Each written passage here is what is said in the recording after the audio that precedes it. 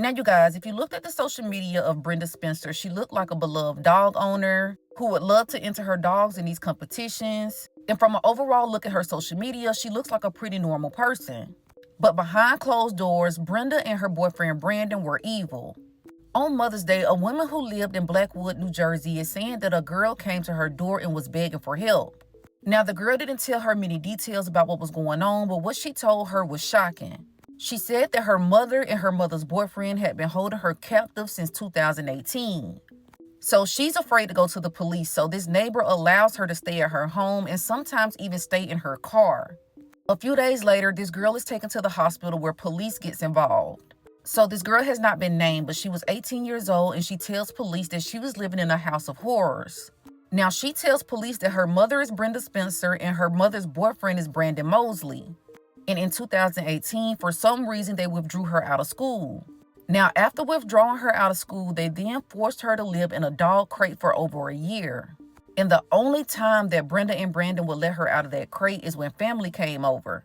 Now, y'all, this is sick. Seeing as that this woman is a whole dog trainer, she's in these competitions, and the whole time she was keeping her own child in a crate. So she went on to tell police that Brandon was assaulting her for years, and that Brandon would not let her eat unless she allowed him to do stuff to her. So after a little while, she ends up getting taken out of the dog crate, but she is then locked into a bathroom with a padlock. Y'all, there are bars on the windows. There are surveillance cameras all around the house. The couple also put alarm systems on the house just in case she tried to escape. So something else that I thought was strange is there is another child living in this situation. They also have a 13-year-old that was living in this home. So investigators described the home as living in squalor conditions. They had dogs and chinchillas all over the house, but they haven't come out to say if the 13-year-old was actually experiencing abuse as well. Now, y'all, like I always say, I'm against the death penalty unless it has something to do with kids.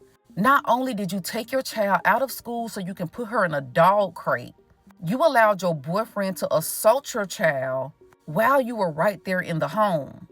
All while you're on social media living this fantasy life like you're just this good person. Y'all, it's nothing but a miracle that 18-year-old got out of there, because I'm quite sure they would have ended up unaliving her and probably the 13-year-old too, because she witnessed all of this. And shouts out to the neighbor who hid her out so the family couldn't find her until she was comfortable enough to contact police. Now, y'all, comment below and let me know your thoughts on this situation. I hope these two people never get out of jail.